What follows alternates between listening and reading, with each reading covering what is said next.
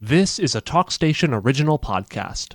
One of the things I've got to say, in spite of the fact that the president is, in my opinion, disrupting the status quo, I keep saying to folks, stay calm, stay calm. You know, the thing that I think is we fail to realize, Michael, is that we are in a world of financial and, I would say, political hurt, particularly financial, with the $36 trillion deficit, well, now $37 trillion deficit, immense trade deficits. None of that happened overnight. It wasn't a matter somebody turned on the switch and suddenly we discovered we had this problem. It was there. It's been growing, and working our way out of it is going to take some time. And I'm looking to you in your capacity with the Republican National Committee, making sure that the members of the Republican Party, but even the independents, understand this is not something that happens with just a flip of a switch. Well, I think you're right. And the key is that, the president, the number one thing that he ran on was rebuilding the economy. Right. And, you're going to have to truly rebuild it from scratch because Joe Biden left such an unbelievable mess after his 4 years where he added $8 trillion to the national deficit, $2 trillion annual budget deficit. You look at what, he did in terms of inflation, higher gasoline prices, grocery prices, housing prices, interest rates, and inflation all through the roof. That it is absolutely every single day the president is working very hard to try and bring jobs back to America, bring manufacturing back to America, get lower prices on groceries, lower prices on gasoline, get interest rates back down. This is an administration-wide effort, and he's got a fantastic team around him. Scott Bessent, the Secretary of Treasury, Howard Lutnick, the Secretary of Commerce, the economic team over at the White House, are all extraordinarily smart, capable people. But the urgency comes from the president. And every single day he is driving, folks, to make sure that this economy is going to get healthy as soon as possible so that it's going to work for every American community and every American family. That word urgency is the word I was looking for, and thank you very much. You said there's a high degree of urgency coming from this administration. By the way, we're talking with Michael Whatley this afternoon, and of course we're talking with him about President's first 100 days, which, by the way, is mistaken. It is his second first 100 days, Michael. So he's done this before. This is not his first rodeo with 100 days. But, it is fascinating, the accessibility, the transparency. He doesn't dodge questions. He answers them. I know you've worked in the political realm before. Have you ever worked in a situation such as this before? No, and I don't think we've had a situation like this in the White House ever. Ever. The fact is that the president campaigned over the course of the last 2 years, but really over the course of the last 10 years since he came down that golden escalator at Trump Tower, saying that he's going to make America great again by rebuilding the economy, restoring our borders, keeping our kids and our communities safe, and making sure that America is strong enough to protect our interests and allies around the world. And this is, during his first term, what he focused on every single day. We campaigned on it, and now he's got the best team that he's ever had around him. He's got complete focus. He has allies in the House and the Senate. The entire Republican ecosystem is 100% behind what he's doing, and the American people are there. The American people went from Barack Obama to Donald Trump to Joe Biden to Donald Trump. They've been whipsawed politically. They've been whipsawed on policy. And what we do know as an American people right now, elections have consequences. And the American people spoke very loudly. They want a strong country. They want a strong economy, strong borders, strong national security apparatus. And that's what Donald Trump is fighting for every day with that urgency that you mentioned to be able to get this done for the American voters. This cabinet, they are not in their offices. As a matter of fact, they're on the streets. They're talking to the public. They're accessible. It's a sea state change, in my opinion. No, you're absolutely right. And there is a sea change. And the president, was very clear as we were putting together the cabinet that he wanted communicators. He wanted people who are going to be able to go out and talk to the American people about the issues that they care about and put solutions on the table and make sure that we're communicating every single day with every single community. When you look at it, nationally, you can see a lot of these trends, but if you break it down state by state, let's have a conversation about North Carolina, about Eastern North Carolina. Right. What are the issues that affect the Eastern North Carolina community, right? It's grocery prices, gasoline prices, housing prices. Inflation really, truly hit at the home. The having an open border that allowed and encouraged and fostered 10, 12, 15 million illegal aliens, turned North Carolina into a border state. Right. It turned New Bern into a border community. And what we need to do is make sure that we're fighting for North Carolina every day, and it's not some big, monolithic conversation being run out of Washington, D.C.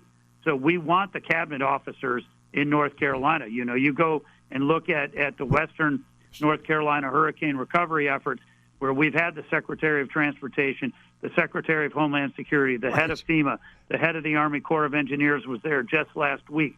The president is going to look at those issue sets and make sure that we're delivering for North Carolina. Speaking of that, two things related to Western North Carolina. Number one, I read a story earlier today that the governor, of course, is very impressed with the Army Corps of Engineers. It's amazing. The first 3 months of recovery efforts, things move very slowly. Governor Stein said that in the past 6 weeks, the Corps of Engineers has moved more than in debris than they had moved in the previous 3 months under the previous administration, interestingly enough.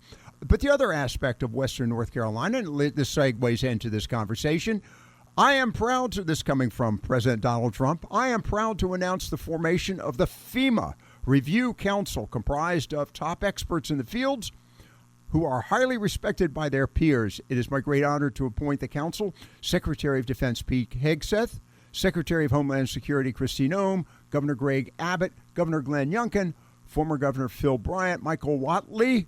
Ooh. Is that you, Michael? The same person we're talking to. Congratulations. Mayor Jane Castor, Kevin Guthrie, Nim Kidd, and Sheriff Rosie Cordeo Stutz, and Mark Cooper. A whole range of folks now on this committee. Congratulations, Michael. Thank you. It's a real honor that the president has asked me to do this. And as, the one person on there from North Carolina who, I was in Western North Carolina with the Army Corps of Engineers just last week, looking at recovery sites and the efforts that they're making right there. The president was very clear. His first trip as president of the United States was to North Carolina, to Western North Carolina. And his message was, we are not going to forget you. We're going to help get North Carolina back on its feet, Western North Carolina. And the progress that has been made since January 20th, as even, a Democratic governor is now acknowledging, right, has been absolutely significant and very, very important. And I think that, it really goes back to, this is a president on any issue. You can point out what he said during the campaign. And if he made a promise, he's going to keep it, and the administration is going to keep it. And, that he is going to fight every day, and his administration is, to make sure that we help the good, strong, resilient people of Western North Carolina get back on their feet. I appreciate your challenges as the chairman of the Republican National Committee.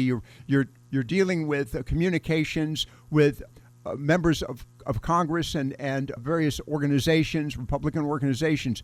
But the comment that I have to make about the president is, quite frankly, he's fearless.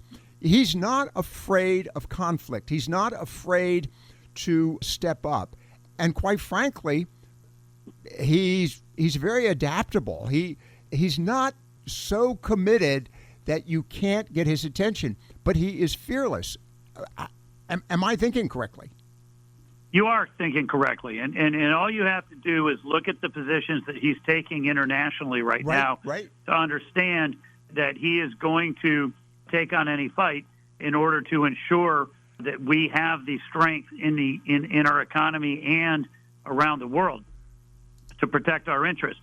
It would be far more comfortable for everybody involved if he did not take on a tariff fight where he's basically saying we're going to reset the entire world trade system to treat America fairly. That every other country in the world would be really happy to continue to take advantage of U.S. Consumers and U.S. markets the way that they have been for the last 20, 30, 40 years. But the president said, no, we're going to do better by America. We would be real easy if we were to take a step back and say Russia and Ukraine can figure out, right, the war on their own, or if we were to say that the Middle East has always been hard, it's going to continue to be hard. And the president has said, no, we're going to have peace in Ukraine. We're going to have peace in the Middle East. And it is going to be difficult. We're going to upset some folks. But we're going to make sure that we have a world that is going to be set up the right way and is going to treat America and our allies correctly. Let's look at the issue of the economy and the concerns related to tariffs. Again, as I opened earlier, I said the conflicts, the difficulties we face did not happen overnight. The solutions are not going to be happening overnight either. But the other aspect of this, Michael, and I'm wondering about your messaging to people who have got doubts and questions within the Republican Party, within Libertarian, and then I want to, the unaffiliated, and I want to wrap it up with the last 100 days, comparing that to the Democrats' last 100 days with the Democrats. But the president, in my opinion, recognizes he's not in this for a short-term solution, but rather a long-term solution. Yeah, that's absolutely right. And I think it's fundamentally important for him to say that we're going to extend the Trump tax cuts, which are going to have long-term economic growth benefits.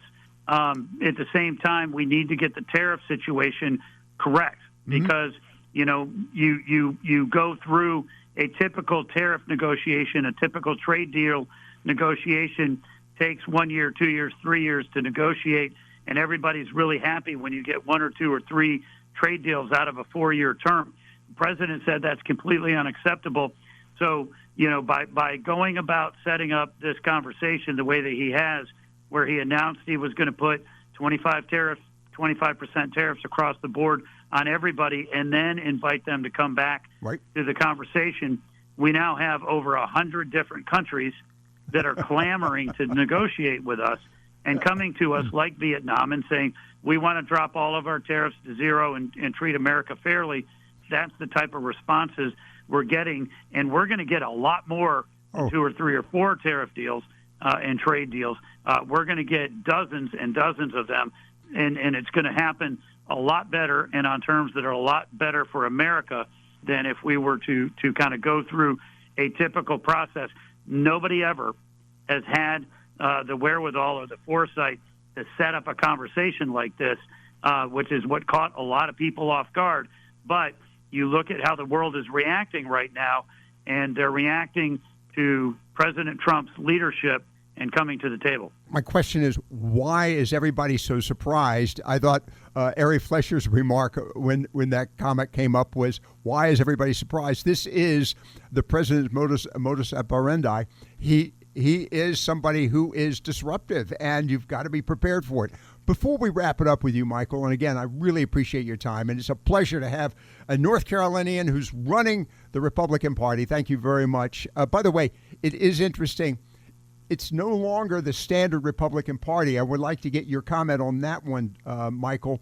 I think President Trump has remade the party in a very big way. And then the final question for you is the past 100 days of the president's term versus the past 100 days of the reactionary opponents. What have you done a comparison in your mind about the difference in and the way that the president comes out with actions and plans that actually have a goal? But what about the opponents? I'm trying to figure out what their goal and objectives are. Right now, their goals are pretty simple, right? They want open borders. They want inflationary spending. They want boys and girls locker rooms. and they want a weak America. Sounds to me like every single opportunity that Democratic leadership, whether it's Kamala Harris, Tim Walz, Hakeem Jeffries, Chuck Schumer, AOC, Bernie Sanders, or anybody else, has had to kind of recant the positions that they campaigned on in the 24 election cycle, instead has said that they're going to double down on those exact same positions. In the 24 election cycle, we didn't just have two bad messengers. The Democrats had a very bad message, and they were campaigning on a policy slate that was wildly unpopular with the American people. What Donald Trump has done is go after what the American people want, fight for it every single day. The Democrats are doubling down on stupid. They're reflexively taking the short side of every 80 issue or 75 issue that they can find just out of reflexive opposition to the president. So, I think that as long as the Republicans are going to continue to focus on, working for every community and every family, then we're going to be fine at the ballot box. But, it is remarkable to me when I think about what the Democrats did between Election Day and January 20th to help speed up illegal immigration, to speed up inflationary spending, to make sure that they were weakening America, shows you the split screen with what Donald Trump was putting together. And I am very, very proud to be the chair of the Republican National Committee under his party, which, as you said, he has completely remade to be the party of the working class, the party of common sense, and a party that's fighting for every community and every family across the country.